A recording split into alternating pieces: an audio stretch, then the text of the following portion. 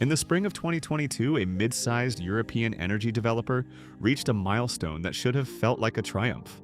After 18 months of development work, their 120 megawatt green hydrogen facility had cleared regulatory hurdles, secured a long-term renewable power contract, and attracted a shortlist of credible infrastructure lenders. The project was generating real interest. The financial model, polished across dozens of iterations, showed a levelized cost of hydrogen of $3.18 per kilogram. Competitive, bankable, and well inside the thresholds their anchor offtaker had quietly signaled as acceptable. The project never reached final investment decision. It didn't fail because of technology. The electrolyzer stack was commercially proven. It didn't fail because of policy. The subsidy environment was, if anything, improving. It failed because, in the final round of due diligence, one of the lenders asked a question that the model couldn't answer cleanly. What happens to your debt service coverage ratio if actual utilization comes in 30 points below your base case? The developers team ran the numbers overnight. What came back wasn't a sensitivity, it was a structural exposure. At 40% utilization, the project's economics didn't bend, they broke. The cost per kilogram crossed the offtake threshold. The DSCR fell below covenant. The equity return turned negative in year 4. Nothing in the technology had changed. Nothing in the market had changed. Only the assumption about how often the plant would actually run.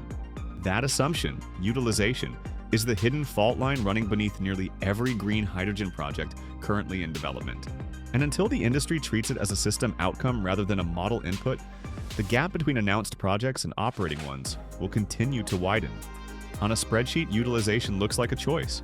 You type in 70% or 75%, and the model responds accordingly. It feels like a conservative assumption. Many developers use figures above 80%, citing analogies to industrial chemical plants that run around the clock for decades. But a green hydrogen facility is not a chemical plant. A chemical plant draws from a continuous dispatchable feedstock, natural gas, coal, grid power, that arrives on demand, at stable pressure, at predictable cost. The plant's job is to convert that feedstock efficiently. Utilization is therefore largely a function of maintenance scheduling and demand planning. Both are manageable. A green hydrogen facility sits at the intersection of 4 distinct systems, none of which were designed with the others in mind: a renewable power generation asset, a transmission and distribution network, an electrochemical conversion process, and a hydrogen offtake chain that includes storage, compression, transport, and end use. Utilization is not something the developer programs into the model. It is what emerges when those 4 systems interact in the real world, and the interaction is almost never as smooth as the spreadsheet assumes. To understand why 40% utilization breaks a project, you need to follow each of those systems individually, and then watch what happens when you put them together. Power variability is the first and most intuitive force. Most green hydrogen projects are co-located with or contractually tied to solar, wind, or a combination. These are excellent energy sources, but they are not dispatchable. Solar peaks for 5 to 8 hours per day in most locations, drops sharply at dawn and dusk, and disappears entirely at night. Wind is less predictable still. Strong for days, absent for days, with no reliable midday peak.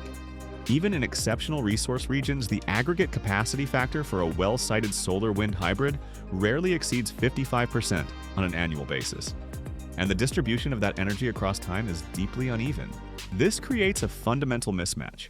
An electrolyzer can operate in load-following mode, ramping up when power is abundant, throttling back when it isn't. But electrolyzers are not perfectly elastic. They have minimum load thresholds below which operation becomes inefficient or technically inadvisable.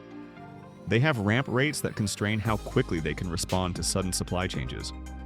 And they have stack degradation characteristics that worsen with frequent cycling. So the intermittency of the power source doesn't translate cleanly into partial utilization. A significant fraction of those low power hours simply become non-operating hours. Developers respond to this in 3 ways: oversizing the renewable asset, adding battery storage, or connecting to the grid. Each response is rational. None of them solves the problem cleanly. Oversizing the solar or wind capacity increases capital expenditure and pushes up the cost basis. Battery storage is expensive, introduces round-trip efficiency losses, and rarely provides more than a few hours of buffer, insufficient to bridge multi-day weather events. Grid connection is often the most practical option, but it introduces a different set of constraints. Grid reality is the second force and the one most consistently underestimated in financial models. There is a widespread assumption, and sometimes explicit, sometimes implicit, that a power purchase agreement is equivalent to a power delivery guarantee. It is not. Electricity grids are physical networks with hard transmission limits. When demand surges or when generation is concentrated in specific nodes, or when maintenance takes capacity offline, the grid constrains power flows. Congestion is not an edge case. In the UK, Germany, and parts of the United States, curtailment events, where contracted generation is simply told not to run because the grid cannot absorb it, have become increasingly common as renewable penetration has risen. In some Scottish wind zones, curtailment rates have exceeded 20% in recent years. In parts of West Texas, curtailment of renewable generation has occasionally approached 50% during specific periods. The hydrogen developer with a contracted renewable supply and a grid connection may find in practice that a meaningful fraction of those contracted megawatt hours either cannot reach the electrolyzer or arrive at moments when other constraints prevent the plant from operating. The PPA says the power is available, the grid says otherwise. Utilization drops, and the model doesn't capture it because the model was built on the PPA, not on the physics of the network. Economic dispatch is the third force, and it introduces a layer of variability that goes beyond physical constraints. Even when power is available and the grid can deliver it, the question of whether it is economically rational to run is not always obvious. Electricity prices fluctuate. In markets with high renewable penetration, the range of variation has become extreme. Negative pricing events, where wholesale electricity prices drop below zero, have become common in Germany, the UK, California, and Texas during periods of high renewable output and low demand.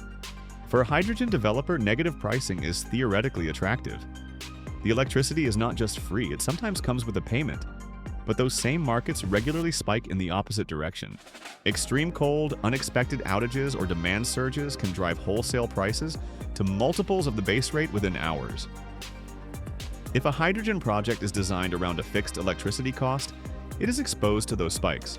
If the marginal cost of production exceeds the value of hydrogen when prices spike, the economically rational choice is to shut down. But shutting down means not producing. Not producing means the utilization number in the model erodes.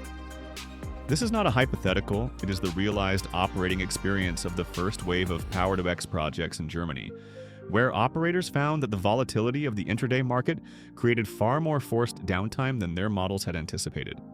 Demand mismatch is the fourth force, and in some ways the most structurally intractable. Hydrogen production and hydrogen consumption are separate systems with different rhythms. Industrial users, steel mills, ammonia producers, refinery operators, want steady, predictable supply. Their processes are designed around continuous feedstock. An interruption in hydrogen supply is not a minor inconvenience. It can force a shutdown of a process that costs tens of thousands of dollars per hour to restart. But the production system, as described above, is inherently variable. The solution is storage. Compression tanks, liquid hydrogen facilities, underground salt cavern storage. But storage is expensive, introduces efficiency losses, and has geographic and regulatory constraints that limit where it can be deployed. Without sufficient storage, the gap between variable production and steady demand means the plant cannot run continuously even when power is available, because there is nowhere to put the hydrogen. And with uncertain demand, which is the reality for most projects that have not yet fully contracted their offtake, the incentive to overproduce and build inventory is limited. When you overlay these four forces, variable power, constrained grid, volatile economics, misaligned demand, you do not get independent reductions in utilization that can be simply added together. You get compounding interactions. A multi-day low wind event coincides with a grid curtailment window. A demand interruption at the offtake end coincides with a period of high electricity prices. Each event reinforces the others. The aggregate result is an operating profile that, for many projects, falls consistently in the 30 to 50% range. Not as a downside scenario, but as the central tendency of realistic operation. Return to the 120 megawatt project. The math is not complicated, but it is revealing. At 72% utilization, the electrolyzer runs approximately 6,300 hours per year. At a system efficiency of 52 kilowatt hours per kilogram, a reasonable benchmark for a contemporary PEM or alkaline system, that yields roughly 14.5 million kilograms of hydrogen annually, Spread a $180 million capital cost across a 20-year project life, apply a financing rate that reflects current infrastructure debt markets, and you arrive at an annualized capital recovery burden of approximately $18 million per year. Fixed operations and maintenance adds another $6 million, electricity at $30 per megawatt hour, a reasonable cost for a long-term renewable contract in a good resource region, contributes $22.7 million. Total annual cost, $46.7 million cost per kilogram, 322s. Now reduce utilization to 40%. The plant runs 3,500 hours. Output falls to 8.1 million kilograms. The electricity bill drops to $12.6 million. That part of the cost structure does respond proportionally. But the $18 million capital charge doesn't move. The $6 million fixed O&M doesn't move. Total annual cost, $36.6 million cost per kilogram, 452s. A 40% decline in utilization produces a 40% increase in the cost of hydrogen. Not a sensitivity, not a stress case. A structural consequence of how capital-intensive, fixed-cost-heavy infrastructure responds to volume changes. And $4.52 per kilogram is not a number that clears most current offtake discussions. It is above the threshold most industrial buyers have signaled for near-term contracts. It puts the project on the wrong side of the economics that justified the investment in the first place. The industry has been here before, not with hydrogen but with solar. In the late 2000s, the first large-scale solar PV projects were financed on the basis of capacity factor projections drawn from satellite irradiance data. The data was good, the methodology was sound, and the projections were consistently optimistic. What the models missed was the accumulation of real-world losses that satellite data cannot capture. Soiling from dust and pollen that degraded output between cleaning cycles. Inverter clipping that occurred when the array generated more than the inverter could process. Grid curtailment that forced the plant to reduce output during high generation periods. Component degradation that outpaced manufacturer warranties. And the simple reality that a plant operating in the field is not a plant operating under ideal test conditions. The aggregate gap between modeled and actual production across the first generation of large utility-scale solar projects was typically in the 5 to 15% range. That sounds modest, but 5 to 15% variance in capacity factor, compounded across a 20-year project life, has a material impact on returns. Several of the early solar project companies that took on high leverage against optimistic energy yield assumptions found themselves restructuring debt within the first 5 years of operation. The industry corrected. P90 production estimates, the figure that projects are expected to exceed 90% of the time, became the standard basis for debt sizing. Independent energy assessors developed better models for real-world loss factors. Lenders required more conservative assumptions. The correction was painful, but it produced a more honest modeling culture. Hydrogen is at the inflection point that solar reached around 2010. The question is whether the industry corrects before or after projects are built on assumptions that cannot survive contact with operating reality. Infrastructure lenders are not optimists. Their business is not to fund the best-case version of a project. Their business is to ensure that, across a distribution of plausible outcomes, the project generates enough cash to service its debt with margin to spare. The standard metric is the debt service coverage ratio, the ratio of available cash flow to required debt service in any given period. Most infrastructure debt covenants require a DSCR of at least 1.2 to 1.3 across the project life, meaning cash available for debt service must be at least 20 to 30% above the actual debt service payment. This buffer exists precisely because real-world performance differs from modeled performance. When a lender looks at a hydrogen project modeled at 72% utilization, they do not take that number at face value. They stress it. They ask what the DSCR looks like at 60% utilization, at 50%, at 40%. And in most current hydrogen project models, the answer at 40% is that the DSCR falls below covenant, sometimes dramatically. The project cannot service its debt. Technically, that is a default. A project that defaults on its covenants at 40% utilization is a project that requires utilization to stay above some threshold just to remain solvent. That threshold is, in effect, a single-point dependency dressed up as a financial model. Lenders recognize it.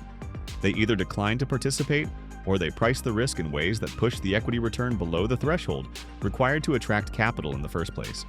This is why hydrogen projects stall at final investment decision. Not because the technology is unproven, because the financial structure is conditionally stable, and the conditions are fragile. The answer is not to assume higher utilization.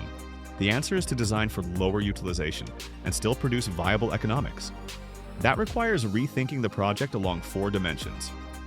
The first is structural flexibility. A project designed around a single power source, a fixed electrolyzer duty cycle, and a steady demand curve has no room to absorb variance. A resilient project has multiple power inputs, renewable plus grid, with intelligent dispatch between them. It has an electrolyzer stack that can operate across a wide load range without excessive degradation. It has contractual flexibility in its offtake arrangements that allows production to vary without triggering penalty clauses. The second is system integration. The gap between modeled and actual utilization is almost always a boundary problem. A failure at the interface between the power system and the grid, or between the plant and the storage infrastructure, or between production timing and demand timing. Closing those gaps requires co-designing the systems rather than assembling them independently. That means sitting the grid operator, the electrolyzer manufacturer, the storage designer, and the offtake partner in the same room at the beginning of the project, not at the end. The third is honest modeling. The base case in a hydrogen financial model should not be the scenario where everything works. It should be the scenario that a reasonable distribution of real-world operating conditions would produce. That means running the model at 50% utilization and asking whether the project still works. It means stress testing against simultaneous power price spikes and utilization drops. It means building the DSCR covenant around a utilization assumption that the lender and the developer would be comfortable defending in front of an independent auditor. The fourth is revenue structure. Fixed price offtake agreements negotiated around a utilization assumption that the plant may not achieve are contracts that transfer risk from the developer to the offtaker in ways the offtaker may not understand and will resist when the terms become disadvantageous. Contracts that reflect variable production, indexed to actual output, with floor prices calibrated to the low utilization cost structure, are harder to negotiate but more likely to survive the operational reality of the project. None of these are incremental refinements. They represent a different way of thinking about what a hydrogen project is. Not a factory that produces hydrogen, but a system that coordinates between power, infrastructure, and demand, and derives its value from the quality of that coordination. The developer whose project stalled in 2022 eventually rebuilt the model. They resized the electrolyzer to reduce the capital burden at low utilization. They negotiated a more flexible offtake structure. They added a grid connection that provided backup power during low renewable periods. They accepted a slightly higher base case cost per kilogram in exchange for a cost structure that held up at 40% utilization and still cleared the offtake threshold. The project reached FID 18 months later, smaller than originally conceived, less impressive in the headline numbers, but financeable because it was honest. The shift required was not technical, it was cognitive. It required treating utilization not as a number you choose, but as an outcome you design for. It required asking before the model was built, what happens when the system doesn't cooperate? That is the question every developer, lender, and off-taker in the hydrogen industry needs to be asking right now. Not what does the project look like at 70% utilization? What does it look like at 40? Does it still work? Does it still service its debt? Does it still deliver hydrogen at a price the market will pay? If the answer is no, the project does not work. The technology is real, the demand is real, the infrastructure opportunity is real. But the window between a project that survives and a project that stalls is measured in utilization points, and the industry is running out of room to pretend otherwise.